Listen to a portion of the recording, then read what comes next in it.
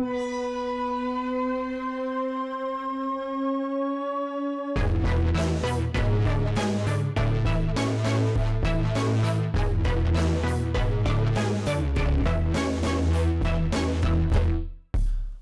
everybody, to the Tipped and Stiff podcast with your host, Kate Alvarez and Jared Sturridge. Today on the podcast, we have our very lovely guest. I'm Carmel Bliss.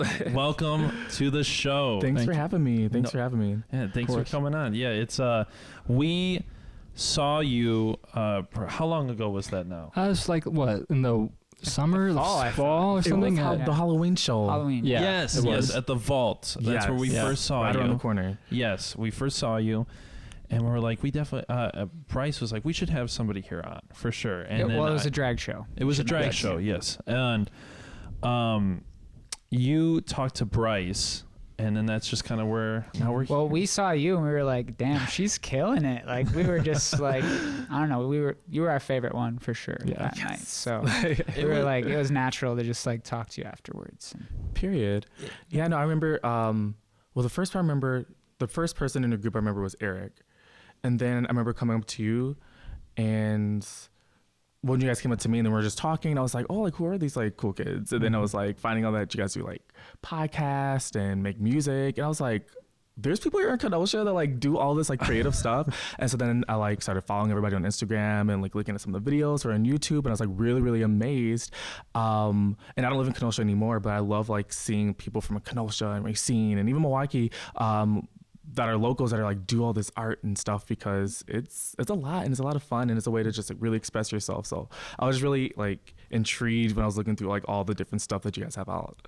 Thank you. Thanks. When we went, because we were kind of invited on like very last minute. Yeah, how did you end up coming? Yeah, Bryce invited us. Yeah, it was Kate's sister was like, hey, we're going to a drag show tonight. You want to go? And we were like, yeah, sure, why not? And then, we just invited you guys. We were hanging out that day. Yeah, and it was interesting because I was like, well, I've never been to a drag show before, but when it comes to like art and stuff, like creative stuff in Kenosha, it's like there's definitely certain pockets of things that like I was like, I want to see what this is about. What is the performance? What is the art that's going on? What's the expression going on here? And it's like it was cool, like kind of stepping into that and seeing a little window into it. And it's gonna be cooler having you here just to talk about it more and just like learning like the fuck's going on? What's going on? Yeah, there's so many. Well, I know that it's funny because like people are like, what is drag? What is drag? And I feel like drag has like over the years evolved into like this crazy thing.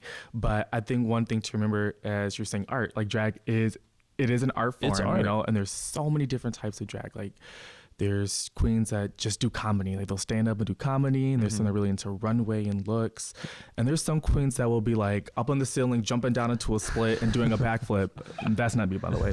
But it's like, there's so many different like levels to it now, and I feel like as it's becoming more mainstream, we're getting like people that are athletes now that are doing drag, and then people that are like went to school for art, they're like doing drag. So we're seeing like all these different things come up, and it's really cool. And I'm happy like a city like Kenosha, it has a big drag population.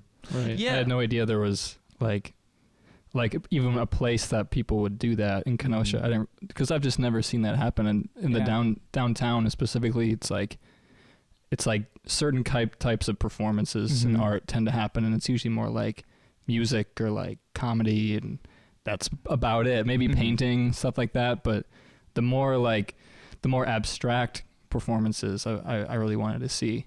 So you consider drag abstract? I don't know. I don't know if I guess it's, to me maybe it seems a little more abstract, but I just mean like physically performing and not doing something like specific, like just expressing is abstract to me. It's cool seeing like it was interesting to watch, because the way it was set up there is that there was the stairway that people were going down to, right? And that's where I imagine that's where people were changing. Yes. Right? Yeah. And how people were coming back up and like had new stuff on. Like there was just like part of the show, like doing these songs. The one we specifically went to, like, and it was cool to me how like I was like, oh, these characters, or like they're this new thing to express, like the thought that went into the fashion of this. Like it was very interesting, because like you see a band, right, and it's like, this is the band, it's the music that they have. You're like you're pretty like straightforward on it. But at the drag show, it was interesting because I was like, I felt like there was just so much more. It was so fun and just like there was so much like breath in the room. You know what I mean? It was cool. I like it has such a like a cool chaos and also just like kind of a beauty to it at the same time.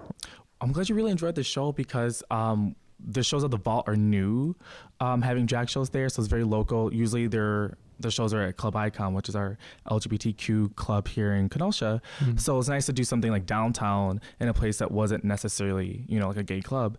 And so we've been having the shows for like a year and a half now there. So it was really, really new. When you guys came, it was still pretty fresh. So we're trying to build on it and make it a, an every month thing. Right. Yeah, and it'll be cool to see that, just like to be able to push it and be like, look at this. This is a whole part of Kenosha, right? This from this area that's trying to get bigger and just. And what's nice is a lot of the performers that do come to the shows or that are performing, they're local. Well, some queens will come from like Milwaukee. We want to like rotate a little bit, but a lot of the queens are like from Kenosha or like Waukegan, like they're around this like area. So that's nice because I think it's nice to go to like a drag show or just any like local event and see like local artists perform, but everybody's coming from like Chicago or Milwaukee. Yes, you might get a great show, but it's like something about seeing your city or the place that you're from, like putting on this event. And, I love local events. And being able to know them. Being able to like get to know them, the more you go and the more people you see that are local, then the talented people in the city, and that just makes the creative process a lot more like grounded, it makes the city like more, it spreads out, I feel like part of the reason why we went was because it was like a drag show in Kenosha. Like we were just like, definitely. That's so like out of the ordinary for what we're used to here. And so it made us even more like intrigued to go and see it. And I'm glad we did. Well, this city just discovered music 3 years ago too. So I just discovered that Kenosha exists. Kenosha just discovered itself. Yeah, it's interesting because this city has a lot of has a very creative like populace actually. Like for being the size of it is, there's a lot of artists in Kenosha, and it's cool that so many mediums of art are kind of existing simultaneously. I checked out the creative space. It's like right across the street from the Vault. I went there like once or twice and was able to like see some other local artists too, people that paint, people that dance. So yeah, you do really get to see like there's so many different types of art here. Right. And we've talked about in the podcast, like Wisconsin is an odd place for art. Like it's people don't think, when they think about Wisconsin, the first thing that comes to mind is cheese, like cheese and beer, cheese and beer, cheese and beer. Like, and depending on what year it is, the Bucks, you know what I mean? Like that, that's what it is. But it's cool. Like I don't know, this past like years, maybe it's just me getting a little like stretching from like Kenosha to Milwaukee and the Madison Green Bay areas for sure. Like the amount of creative output has just been getting a lot bigger. Like it's just like the amount of people doing stuff and trying to do stuff and just like trying to perfect their craft is just getting more and more out there. And it's just like, I don't know, it makes it's, as someone who's trying to do their own lane of things, it's cool to see like everybody else kind of in the shuffle, in the mix of that. So speaking of like art, and now we're all artists here, so kind of like explain to me like all that you do. We do. I was just saying, like, besides the podcast? Yeah. So we've been doing music together for like, what, 3-ish years together. Together. We did stuff before separately, just like on our own with other people too. And now we make music with even more different people than we did before. So that's mainly our lane, is music and podcasts. And podcasting. Sometimes we'll try to do like on the street stuff when we can. Just should be like, the podcast is definitely just like entertainment, comedy / like commentary stuff, culture stuff. And then Bryce. Yeah, I have a video production company, and then we do music as well, just separate, just our own thing, music as well, working on. And then this, Bryce makes these kick-ass music videos. Yeah, no, that's what the music video I was saying. I was saying. Thank you. Yeah. Yeah. How long have you been doing drag for? Yeah, so drag, I've been doing drag for a little over a year, like a year and a half. Okay. Before I did drag, I just performed as like a guy. So I did like go-go dancing. So I'll perform like for Milwaukee Pride. And then I wasn't doing it for a while. I got into a relationship, and you can imagine like dancing half naked on stage is kind of like hard when you're in a relationship. So I kind of took a break from that, and then COVID happened. And so after that, I wasn't doing anything for a while. And then I was at Club Icon like a couple months after COVID. Well, things serious with COVID, right? Yeah. Right. And I ran into like another local performer, and they're like, "We haven't seen you perform in a while. Like, what's up?" I'm like, "Yeah, I miss it. Like, I miss being on stage. I miss all that stuff." And so that's when they told me about the shows going on the Vault, and they're like, "You should do drag." And I was like, "Well, I don't know. I don't want to do drag because I don't want to shave my beard." And they're like, "Well, just be a bearded drag queen." And I've seen bearded drag queens before. Like, there's some in Chicago, but I just never thought about like being a bearded drag queen. Right. And I was like, no, I don't want to do it. Like, if I want to be a drag queen, I'm going to go all out and like shave and just like be a woman, right? But then I was like, I don't want to shave my beard. Like, I'm decent looking out of drag, but with my beard gone, I'm like a little kid. And I was like, no, this beard is not going anywhere. So I started like fooling around with the makeup and stuff, and they gave me a show at the Vault. So that was my very first time. This was like December last year, January. My very first time before we get drag. And it's a lot because I performed as a guy before, and when you have to like worry about like the hair and the costumes and all of that, like everything fell apart.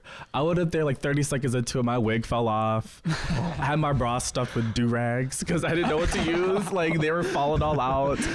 I made $1. Wow. Oh, no. That's okay. Oh, I made one. I walked out of there heartbroken. I was like, $1. But you know, anything that you want to do and that you find a love for, you're going to do. You're just going to keep going, you know? Yeah. I'm sure the first time you try playing, do you play an instrument? Yeah, we play. Yeah, I can play guitar, and I can pretend to play the piano.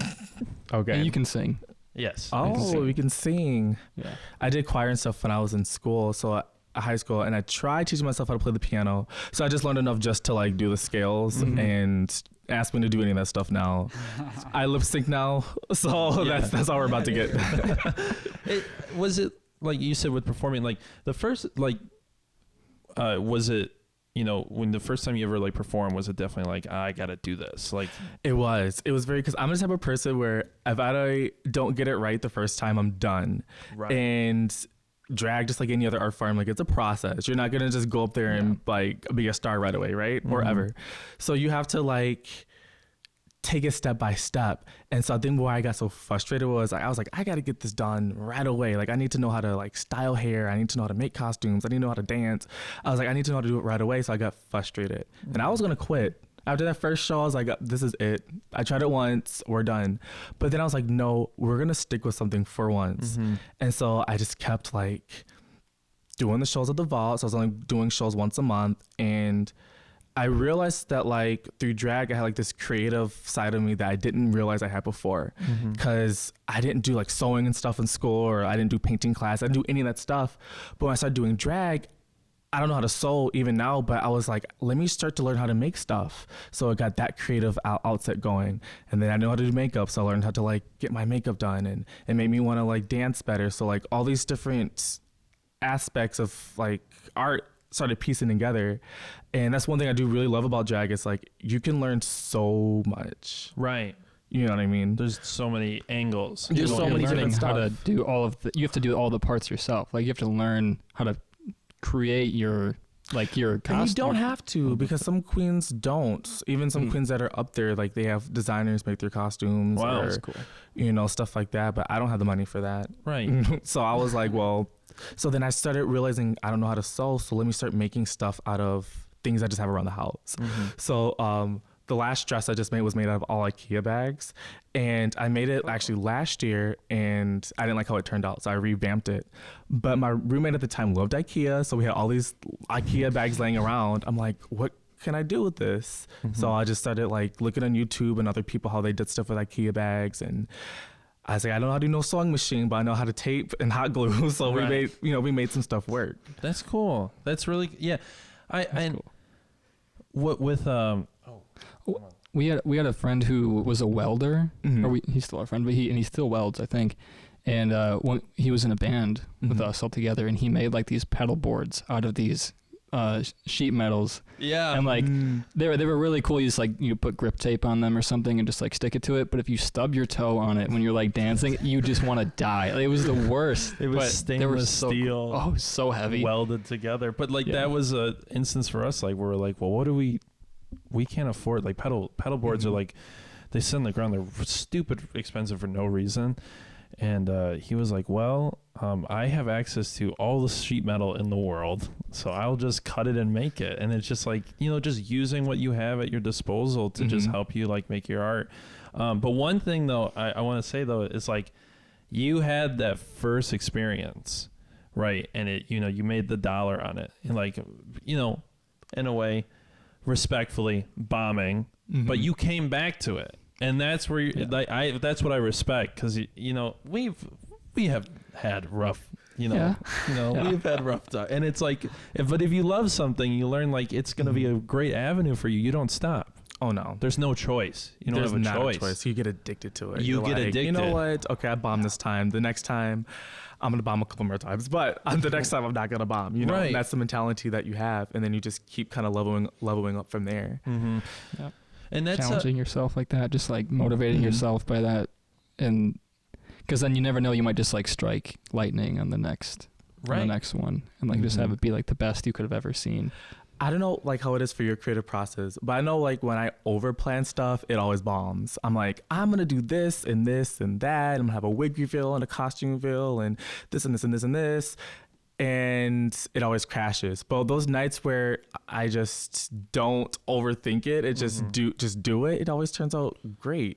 Right. There's like a bit of like planned chaos, in a way. It's like there's like there's like that weird spectrum of like, well, I know I have to have this in order, but this I gotta let come to me in a way, and that's gonna make the art be what it needs to be at the end of the day. And it's so strange, because I feel like so many artists that I've talked to always say something similar. If I overthink this, overplan this out, it doesn't turn out really what I wanted to in the end.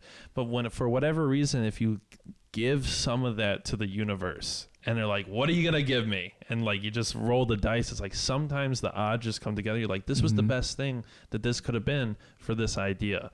But I didn't have to plan it. I just had to be there for it. Right. So how many how many designs or outfits do you like go through in a night you're performing? So most shows you do 2 numbers. Every once in a while you'll do one with 3 numbers, and you'll be dead by the end of the night after doing 3 songs. But it's usually 2. So usually they say come with like 3 outfits, 2 to perform in, 1 to change in, an extra one in case something rips, because I've had shoes break and stuff rip, and you're just, what do you do?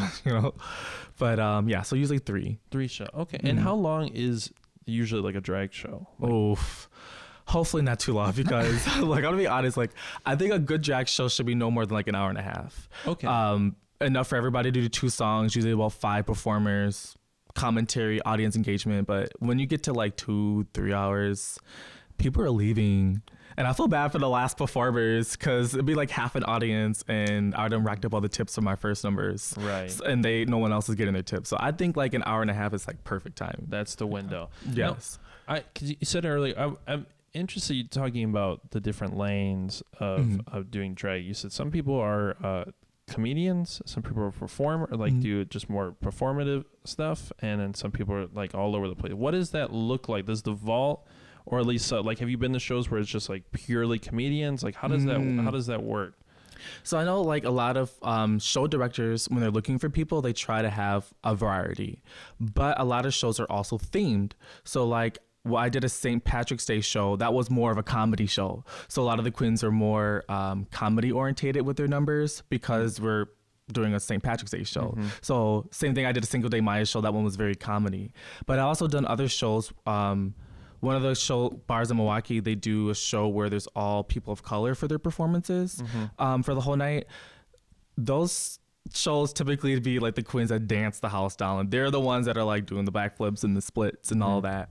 So it's usually a variety unless there's like a theme to the show. Right. That makes sense. Yeah. Yeah. Yeah, because we've only been to one. Right. We've only been to one drag show. I would like to go to more just to see.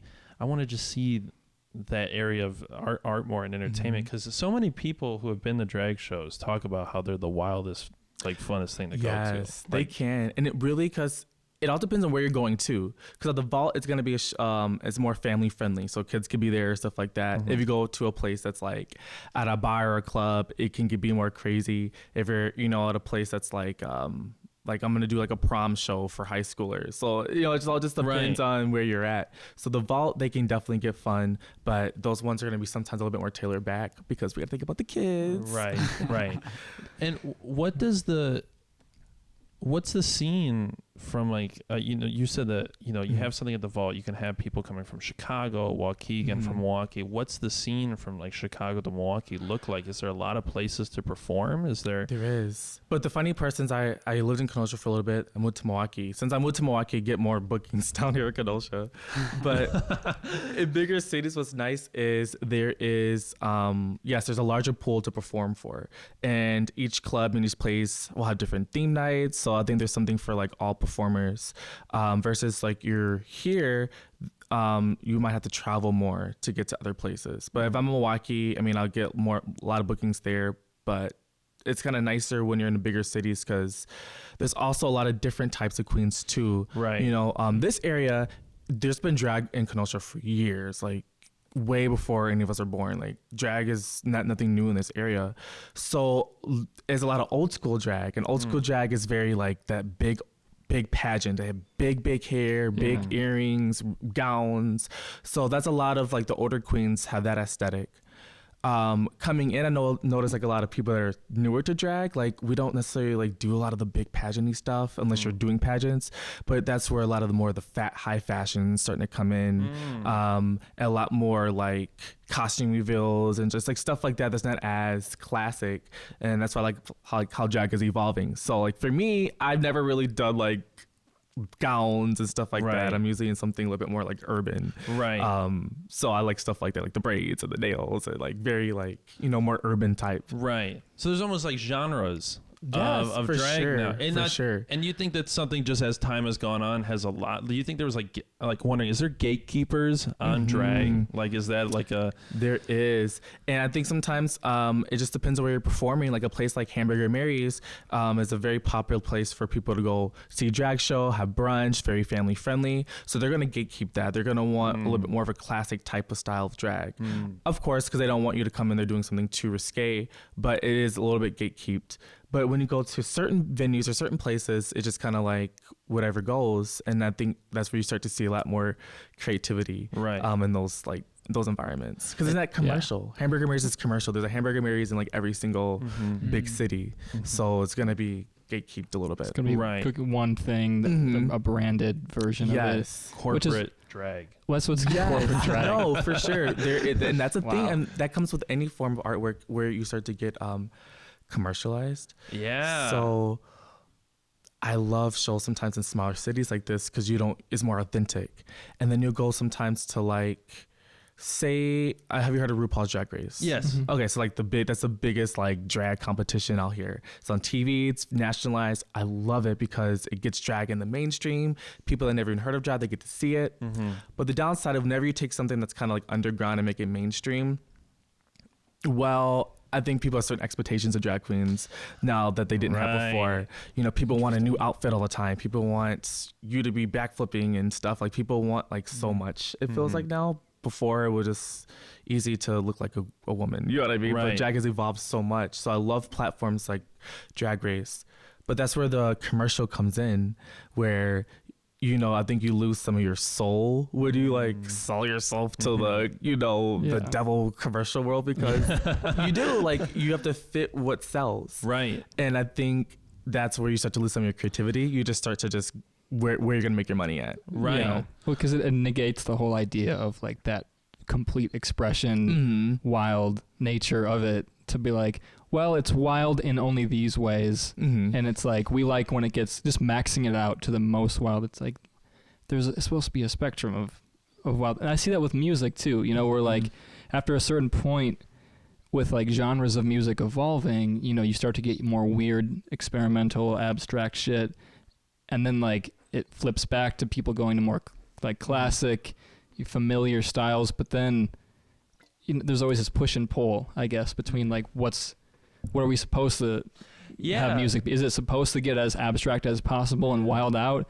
or are we supposed to like have these two things coexisting, like really standard and really chaotic, or like do they have to coexist? Do they only exist because of each other? You know, it's interesting hearing you talk about like the culture of it, just because it's like it's every piece of art has this, the old versus the new, the commercial versus the underground, what is being allowed where, the you know, I want to bring this into the light, I want to do, like you're saying, like a more like urban drag, right, like doing you know, versus the big pageantry stuff. And I don't know anything about that, but it's just like it's interesting hearing, because I know I can in my head can relate that directly to music. Like everyone knows people, if you make music and you're in some sort of scene, you know there's people who are just like, it needs to be this way or you're a moron. And like you fight them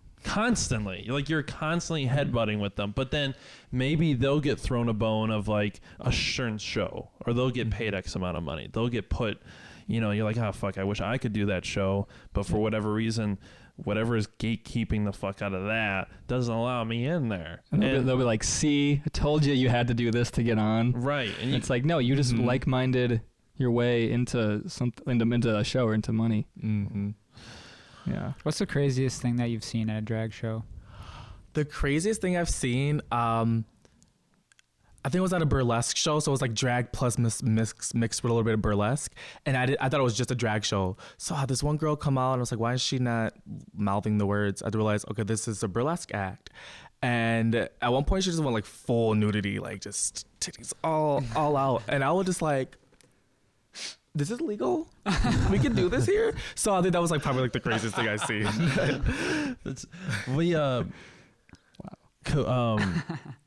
What happened? Do you remember what happened the first time we went to the drag show? I do. That was fun.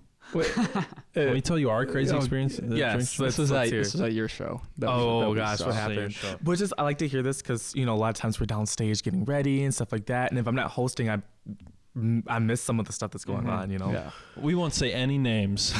We won't say any names because we already did on past episodes. We already did. No, we never did. And to preface this, we also had a great time before that and after that, but just a comet landed. We I don't know. You and I were just having a night. Like Bryce, all of them went to the drag show. We didn't come right away. We were just having like a weird night, and I don't know. We walked around, and then at one point we're like, "Fuck it, let's go to the drag show." We walked in. We paid to get in, and I just saw them and went and walked over there, and I didn't realize that at the vault that it was people paid for like the table. I didn't realize that. And the host of that table, I was sitting in their seat. And they came on, they're like, "Who are you?" Like immediately. I'm like, I made a mistake. I'm like, "I'm sorry, like I apologize." And I like went to the seat over, and they sat down. And they were kind of mad at me. They were like kind of starting to get to know me. I was like, oh, maybe we're in the clear. We got through. We broke through the ice. It was a little aggressive at first, but we're here now. And she's just like, she like turns away. She's very drunk. It's okay. So drunk. I mean, the whole table. The whole table was which was fine. Would needed an Uber. And she like turns away. I'm like talking to my friends, and all of a sudden she like brings her attention back to me. And I just start getting like screamed at in the middle of the show. And like, was there somebody performing? I think so. There was a show was going on. There's a queen performing.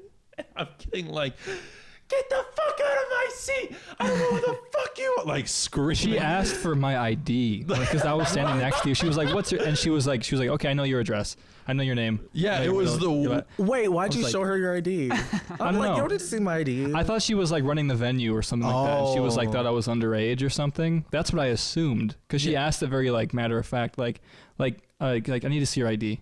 Yeah, it was like, very strange. Okay. And we're getting screened at. I'm like at this point I'm like dissociated. Like I'm like not even there anymore. And I like get up and like awkwardly walk away, and like these random people just like grab me and they're like, sit here. They're like, it's okay. They're like, we're so sorry.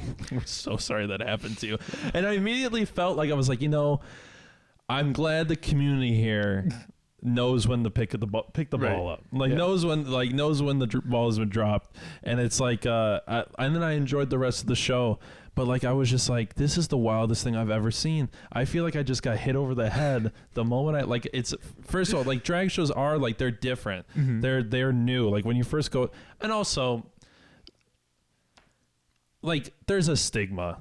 You know what I mean? Like if I was like, I'm going to a drag show. If I went to work and was like, I went to a drag show, like I know for sure there's like 6 people in my head would be like, ugh. I'm like, oh, fuck off. Right. And so like, but I'm like, just like, let's go enjoy this. And like eventually it was nice because I was like, I felt like I was at a good seat where I could like finally like get like, oh, this is the point of this. This is fun. This is a little community. These people come out here every time this happens to like be in this little community here to like experience what's going on here. And that was one thing that I found really cool, because I love finding like fan bases of local art. You know what I mean? It's like when you can like really see that, and people are coming out, giving you tips, people are making money, like this is what they do. I was just like, it felt good to be there. I then was watching the show, and I did clearly turn to you, and I like something like my fight or flight went off again in like my brain, and I was just like, it's time for me to go. And I remember just like robotically getting up from the table and just left. I just left. I just couldn't. I was like, it was so much. I was gonna say like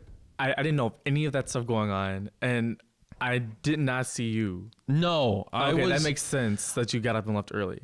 He was gone at the end. Then I think I talked to you and Bryce, and I came up and talked to you. I was so overstimulated. Yeah, I was so. The music was super loud. There was a bunch of people talking to us. Like, what happened at that table? Did she scream? Who was that? Do you know her? It was a story over and over again, and I was just like, my heart is about to jump out of my chest. I need to leave. It's like, oh my gosh, you ever get a feeling where it's like it's time to leave the room, and if you don't listen to it, something bad happens again, maybe, and you're just like, it's time to go, and that's what it felt like. But that was my first. I want to go to another drag show and not get my head ripped off. Wait, but that could be part of the experience, ripped heads. You can match that little monkey thing. Right. Yeah. Right. Well, rest in peace, our monkey. It got decapitated. Rest in peace, our monkey. Debrained. He would hang right here. He can still hang there. His lifeless body now. Bring him with you. That's your spirit animal. Right. The monkey. Now, were you? You moved to Milwaukee. Yes. Were you born and raised in Kenosha, or you? So I was born and raised in Racine. Okay. And then I lived in Kenosha for 2 years. Okay. And that's when I started performing and everything around that time. And then when I moved back to Racine for another 2 years, I wasn't performing at all. And then that's when I went to Milwaukee is basically when I started like performing up again. Okay. What brought you to Milwaukee? What brought me to Milwaukee? Long story, but one of the main reasons was like I wanted to like do drag more, and it's just more of a scene up there. I get to connect with more of the queens, get seen more, and I was just like kind of ready to like go to a bigger city, but like go to a bigger city just because there's more opportunities up there. I like being up in Milwaukee. I think I liked living in Kenosha the most, to be honest. Okay. I'm not just saying that, but I think I like living in Kenosha the most, but I just like the opportunities that like Milwaukee gives you, being up there. Milwaukee's a strange city. Oh, it is. Yeah. It really, really is. Like, oh my gosh, like Saturday was it? Or Friday that I went out, it was just so much going on because the Bucks had played that night, and whenever the Bucks are playing, stay in the house because they be shooting like every game. I'm like, what is there to be shooting about? There was shooting. Yeah. There was shootings there, and I went out. I was going out that night, and one of the clubs that we were going to go, me and my group of friends were going to go into, everybody was walking out mad. Like everybody was like fighting. We went up to go to the car, and they were just like fighting in the streets. And they're drunk too, so it's even worse. Oh, so they don't feel anything. Right, they're fighting harder. And then these girls are recording the fight, and then they were about to fight the girls. They're like, why are you recording us? And then they started like fighting on them. Right. I'm like, I'm just trying to get in my car. They're trying to make TikToks. It's a Renaissance painting of just Milwaukee people just like. No, that's horrible. It's just an average week in Milwaukee. You just come right up. Well, it's so strange because it's not the biggest city, but it's big enough. No, it's not. We have a lot like that happens in Milwaukee. As far as like drag goes, we have like 3 winners of a drag race or 3 people off a drag race, 4, 5 maybe queens from Milwaukee that have been on Drag Race. So that alone like is big, and our Bucks have won, and we have like Milwaukee's should be more. It's slept on. Milwaukee is slept on. Yeah, Milwaukee is slept on. It's a wild, maybe sometimes scary, problematic city. But when it's not, it's in good faith. There's a lot of great art up there. There is. You know, people are tolerant too. People are pretty progressive. I went to I got invited to a house show in Milwaukee. It's like kind of one of those old warehouses turned apartment buildings. You know, like a lot of those lofts. Yeah.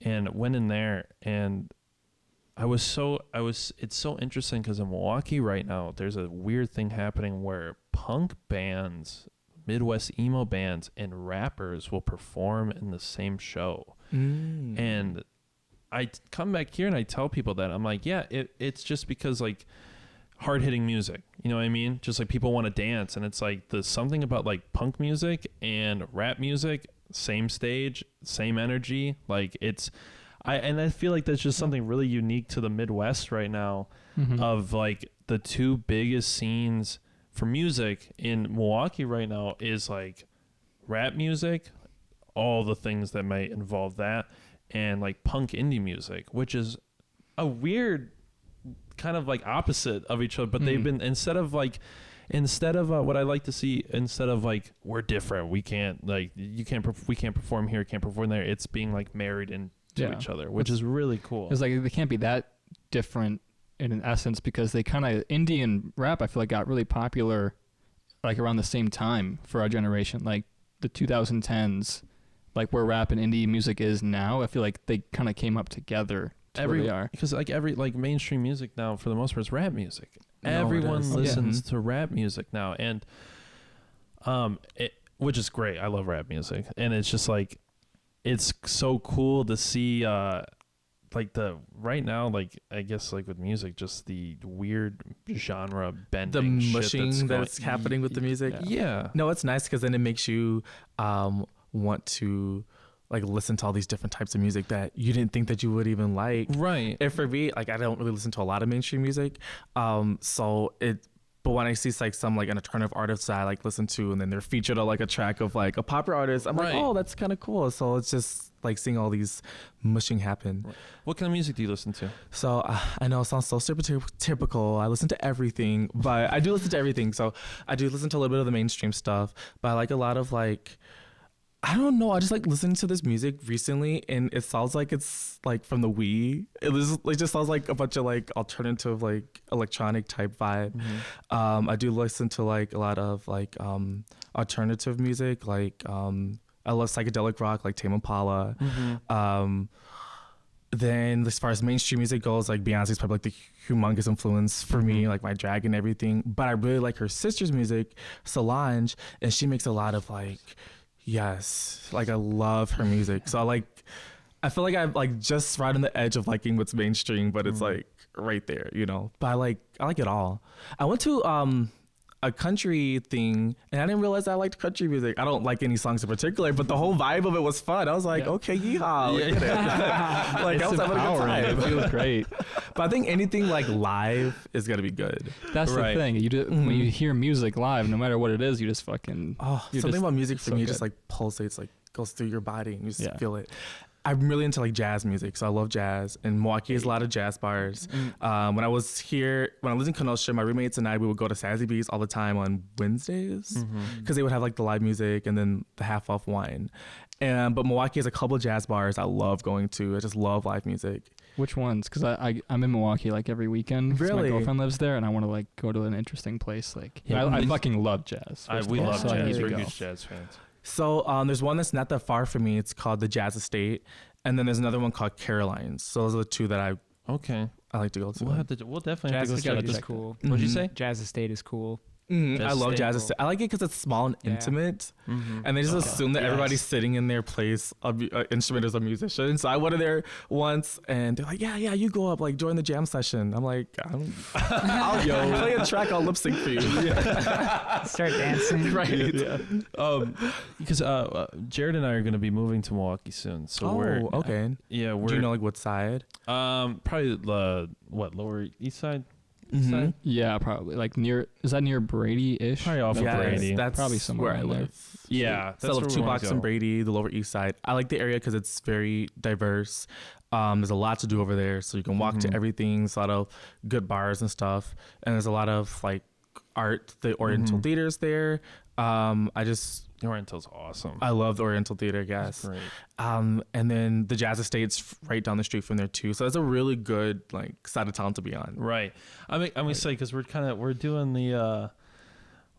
doing the taking a bunch of musicians and putting them in the same house. Like we're moving with 2 of our other friends who make music with us, and we're doing the fucking band house. Like we want to just come home from work and just like all of us have something to make. It's going to be dangerous, but also very fun, and some crazy wacky things will come out of it. But it's just like, it feels cool to, like I've lived in Kenosha all my life. I went to college for a year. That's the only experience I have of moving away from Kenosha. And I was only there for 9 months and came back home. And it's just like, I'm excited because I feel like Milwaukee, every time you drive to Milwaukee from Kenosha, like being from Racine, like I lived in Racine for a little bit too. When you drive into you understand what Wisconsin is, but you go into Milwaukee and you go through a portal. Like the moment that you hit that bridge that goes over everything, and you can see the lake and you can see everything, you're like, and then when it dips back down, and then you're in the rat's nest, and you're like you're living in the city, and it's like you travel. You're like you have to you drive differently, you think different. Like the what's kind of happening there is different, and I'm excited to go move to it because I need a little more hustle and bustle. That's what it did for me. It gave me like a little bit more hustle and bustle, because there's more stuff going on, so it kind of keeps you on your toes. When I was a little bit younger, I wanted to move to Chicago, but that was just too much hustle and bustle for me. So I think Milwaukee, as of right now, is such a good happy medium, right? Where you still, it's busier, there's stuff going on, but there's not like you walk out the door at 3 a.m. and there's a bunch of cars and stuff moving around. Like it's you get your own pace there, right? And it's small enough too that I feel like there's a lot of different scenes, a lot of different stuff in Milwaukee, but I feel like each scene is small enough where you can feel connected to the people in your group. Right. And it's really... That's a good way to... That's a good example of why it's like a good middle ground between that. Like we went to Chicago a couple weeks ago because we saw a comedy show, and we were outside waiting for our friends because they were inside. They'd lost his wallet or something, or his phone. And we're outside just like on the curb, and we had to spend like the whole day in Chicago. And I asked Kate, I was like, do you think we could do this, or is Milwaukee still like the right step? And I was just seeing what he thought, because we spent the whole fucking day. We were seeing all these people. So much shit was happening everywhere. And like, it's just a feeling that you get if you know if it's like the place or not. And that hustle and bustle is just like a vibe. Like it's just like the activity, and I don't know how much you feel like energy wise there. Well, when you go to Chicago, being the 3rd largest city in the United States, like when you get there, it's like it feels that way. But the moment you like really look around and you go into like the different neighborhoods and stuff like that, you're very much like, I don't know, like when it came to like deciding whether to move to, it was definitely like a gut feeling. Just like Milwaukee, when I think of Milwaukee, like rent wise. Cheap, cheaper than Chicago. I'm paying more than what I'm paying in Kenosha, but Chicago prices make me cry just hearing about what some people are paying for like what you get. You'll get a space that's as small as this little rectangle, and you'll be paying like $1,000. Right, and it's that's horrendous. And it's like when you think about Milwaukee, it's like with everything that kind of happened after the pandemic, there's a lot of people moving into Milwaukee and a lot of people moving out of Milwaukee. Like there's this weird. So New York in the 70s and 80s used to be like a pretty dangerous place. Like, what's the word? Where all the advertisements are? You know, Times Square. Times Square used to be a place where you could just like get mugged. Like, it was not what we think about now. It's not the movie cinematic Times Square. It wasn't tourism central. No, it wasn't at all. And it was just like it was a very dangerous place to live. New York's surprisingly a very like safe city now, technically, statistically, to live in. And even you would think of all the people, you'd be like, I feel like it'd be dangerous. Like, statistically, no. Actually, Chicago statistically, or New York statistically is safer than Milwaukee, which is weird. It's just, I don't even know. But in the 80s, you had all these artists moving to New York because rent was cheap. You had like because people didn't want to live in New York, they were all leaving, and I feel like that is kind of happening in Milwaukee, where it's like there's a stigma against Milwaukee of like, especially being in the Midwest too, and it's like people are like, yeah, rent prices are increasing everywhere, but Milwaukee's definitely not as bad as other places, and it's just like seeing like this big explosion of like art, like it's like, yeah, Summerfest is cool, but the local scene is just in every medium. No matter what you do, there is just like people are trying to build and just make it as big as possible. And that's why like one thing I'm just really excited to move to Milwaukee for, because I'm like, Chicago, you can network all you want. You could probably run into 1,000 different artists, but it's like, who gives a fuck if at the end of the day, if you miss a day of work, you don't eat. I don't want to deal with that, but like Milwaukee is more sustainable in that way, and I think in the long run it's going to prove like for everybody, for the city, that the embracing of the community when it comes to the creative stuff that's coming out of it's going to be ultimately good. And I think it's a good transition too, because I mean, you're not that far from Kenosha. You know, like I moved from Racine, I'm not that far from what I know here. And so it's still like a really good transition. And especially if you still want to be involved with stuff down in Kenosha, you can still come down here. And you could still, if you have something going on in Chicago, that's not that bad of a drive. And even in Milwaukee, you could go to Madison, go to Green Bay. Like there's, it's like, this is such a, Kenosha, growing up here and experiencing all the things that Kenosha's kind of been through, just, I've always wondered, I'm like, man, it's interesting that at the end of the day, I got into doing music and podcasting, and I'm like, I'm right between like two hubs of stuff to do. And you're almost lucky in a way, because you're like, ooh, like I have a choice. I can go to Milwaukee. You're gonna like, I'm gonna get a bigger drag scene in Milwaukee. It's like, but if I have something in Chicago, it's a 2-hour drive. It's not even that big of a deal. You could come here and take the train the rest of the way. Like it's like the perfect storm of access for sure. Is, without it still being like too overwhelming. Right. Right. Because have you ever been to LA? Yes. I did not like LA. I would not go out there to live. No. LA is a hellscape. It is you get there and you feel the dissociation, the derealization. That's what it was. Yeah. LA is very, very cliquish. Yes. You know what I mean? Everybody's like in their own little like clique and stuff like that. And I had a friend that lives in LA, and I understood what he meant. He said LA is literally just like shit with glitter sprinkled over it. And that's exactly what I felt like when I was there. Like nothing seemed authentic. It didn't seem like it'll be a place that I would like thrive in whatsoever. Right. And people are very, very competitive. I feel like here, it's in Milwaukee too, like if you wanted to just like work on your art and just kind of grow on that, that's fine. Cause you said, you don't have to worry about like, I need to take this booking so I can pay my rent the next day. Like it's very more, you can grow naturally, but there you have to be they're cutthroat for a reason out there, Right. And I was like, not for me. No, not for me. Is it cliquey at all in like the Milwaukee scene Yeah, it can be cliquey. But it's not anything like what I was experiencing. I was only there for like a vacation in LA, and I could sense the clickiness, but I feel like Milwaukee is a little bit more open. There's always going to be cliques no matter where you are. For sure. But as a whole, they can do their thing over there, and you're still going to like thrive and do what you need to do. Right. Like the cliques that are formed aren't going to like do anything for you or against you. They're not warring necessarily. Right. No. There's not beef unless it's like personal beef, not just like beef because of it. Do you get like beef in the music community? Like, oh, do we, Jared? Yeah, we do. We get but it's not real at the same time. I mean, these people are it's done. These people could just well, this is the thing. People get bored and they just forget that they should get back to work. Like they should focus on what they're trying to do. Yeah. But Jared and I live rent free in some people's heads. Like I don't know what it is.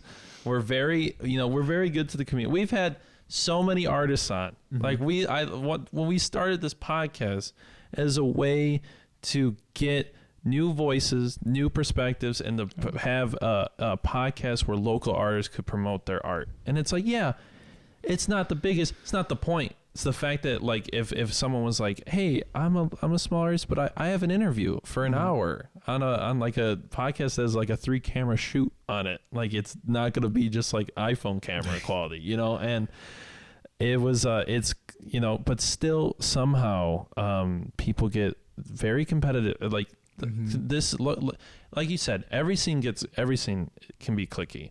It's just like, are you willing? What's this song? Ain't nothing stopping my stride. Ain't nothing gonna hold me down. Right? Whatever that song from the 80s is. You know it, Bryce. But I don't know.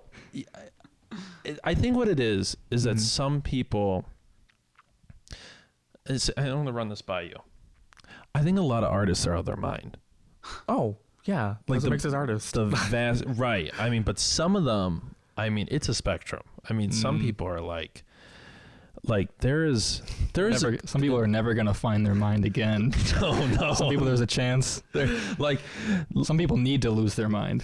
Like, craziness is good. You need craziness to be, first of all, you have to be crazy to go on a stage. Big one. You have to be crazy to express yourself. Huge one. Like, think about podcasts. You're like, I'm going to talk for an hour in a microphone and people are going to like it. You're like, that's insane. And the same thing, like, that's crazy. And, or like performing, like people are going to like me. And it's like, why should anybody like me? And you go, because what I do and I express myself good. Like there's a weird kind of craziness to it, but that's how you get to that point of being great at it. And, but one thing I've noticed after meeting so many artists is that there is a really fine line between dedication and delusion. You know, like everyone has to be able to step back from their art and be like, is this good? Is this really good? And you have to what's the it's a really harsh term, but it's kill your darlings, right? Or your babies. No, it's kill your babies. Like it's such a dark quote, but the whole point of it is that like your art is your child. Like you're making this process and you put all this you put all this emotional attachment to it. And if you have to be able to step back sometimes and be like, this is shit. Yeah. I did a bad job. But that's because you want to express it right. It's not because you hate that you expressed it wrong. It's just that you know you were trying, but it didn't land. You know, it didn't land. Well, it's like that if you feeling, look at that a gut. picture and it's like this close to your face, you're not going to be able to see it. So you have to take a step back so you can see the bigger picture. Yeah. You can see what you want to do. And also when you're like so into what you're doing, so into your art, no matter what it is, you don't have time to be inspired. Like part of like how you're going to make new content or be inspired if you're just so much focused on getting stuff done. Right. So it is time to like, you have to take a break or explore other art or just, you know, just take a break, and that gives you a chance to like breathe and you know what I mean? And I see that happen a lot of times with like certain queens in my world. They're booked all the time. Like for me, I'm newer and I don't want a lot of bookings. I don't want to like have a show every single weekend because I want time to spend with my friends. I want time to like relax. I want time to create. But I see some queens where they'll have like 3 shows on Saturday, a brunch show on Sunday, and they're doing shows during the week after work. And I'm just like, how do you have time to like clean your tights? You know what I mean? Like you have no time for anything. And so it's just, you know, I think you need that space. Right. Well, that's when it feels like you get it's hard to balance that, because even like right now, like we're working on an album, we have to do the podcast and all the editing and stuff goes into it. And it's just like, sometimes it's like, geez, like I need to fucking look at something else, you know, and try to, like you said, like take time to be inspired. Yes. And it's a really interesting thing to say, because like, I feel like the journey of going and finding, like even with this, of finding different mediums of art, different communities of art is almost just like trying to be like, what is the inspiration of this? Where are people pulling from? Why is this special? Why is this beautiful? And it's just like, you need to like unplug sometimes from your own shit and take in the rest of the world a little bit, because otherwise you lose it. You do. And then it's like, what are you doing it for? Because, for me, I'm not a full-time drag queen that does shows every single weekend and every single week. So I put a lot of money into what I do. And so then when you're so busy and you're not like getting the joy out of it because you're just so stuck on what you're doing, then you're like, what am I doing this for? So you have to like have that break. For me, it's traveling. I haven't had a chance to really travel this year, but I like to go hiking and stuff like that. And that just like really just takes you out of like your day-to-day life. Right. And it really just helps you just like to go, whew, okay, what I got going on ain't that important. Right. I know the very first time I went hiking, I was in the Rocky Mountains in Denver, and just something about seeing those big old mountains. Like I was basically in tears because you feel so like unimportant. And how does that sound comforting? It just sounds comforting because we have so much stuff going on in your world, and you just feel so small compared to like these mountains that are just like thousands of years older than you. And I'm like, okay, what I got going back at home is not that important, Right. And I think we all, whatever it is, we all got to find that thing to reset us. Every year and a half, I need to either see a mountain range or an ocean. Like every year and a half, I need to see one of those two things. And every time I see an ocean, I'll go out like real early. Like, especially like the last time I seen the ocean was in Oregon, and like just walked out there, and Oregon's weird because it's cloudy. You know what I mean? You have like pine trees. It's a different kind of ocean. It's not tropical. You don't think of it like that, and I just remember walking out there, like staring at this ocean. I'm like, yeah, this shit's bullshit. I'm like, this is beautiful. This is great. Everything I have, a 36 hour drive behind me is bullshit. And like, I can figure this out. Like you need it. You need that reset, and you need like I don't know. Perspective. Like, that's what it is. You get sized. Like you get kind of checked by the universe, but if you choose to go get like perspective and get checked by the universe, it's so much better for you in the end of the day. It is. It's like that natural medicine. What do we have for time? We're about at the end here, but I wanted to ask if you have any like advice for anybody who is wanting to get into drag or thinking about it. Yes. The very first thing I say when you want to just get into drag is just figure out like who you are. You don't have to like my thing was I want to do everything right away. Just do it. Just fool around with your makeup, fool around with what you want to do. If you like to dance, let that be your thing. Take what you already have and go with it. Don't try to do everything at one time. And connect with your local artists. I've had a couple people come up to me saying, how do you start drag? Like, connect with your local queens, because we want to like help you grow, just like people have helped me grow too. Yeah. Very cool. That's Very good. Cool. That's good. It reminds me of, sorry, just real quick. It seems like you're saying like, figure out what works for you and how you can make your situation work to then expand it, grow it. Exactly. Figure out exactly what you need, what you want to do. Yeah, that's how. I mean, we relate. It's the same thing for us in this podcast too. It's how it is. That's cool. And then I think the other question I had was like, what is in your future? Like, what are you working towards anything? Are you just doing it just for the love of it? Are you here? Like, have you arrived in that place that you're like looking to be in? Or are you like, what are you striving towards? Drag has thrown stuff on my face like every time I turn around is something new. And so for me, I don't know where I want to go with this. I didn't even think I was going to be a drag queen at all so right now it's just every opportunity I'm just kind of taking and going with it. I don't want to be like a full-time drag queen or be like a star, but I just like to see where it's going to come. I'm liking now that I'm doing drag, I'm getting more community events. I'm doing more volunteering with the drag. Like, we don't keep the tips. Like, the tips will go to whatever cause we're helping. So I'm finding myself liking to do a lot more of those type of shows. So I'm just kind of just seeing what opportunities, something that I love doing, see like where it kind of takes me. Excellent. Very cool. Very cool. Well, if we're at that time on the podcast, where can the people find you? So you can find me. Follow me on Instagram, because I'm going to post like all my shows on Instagram.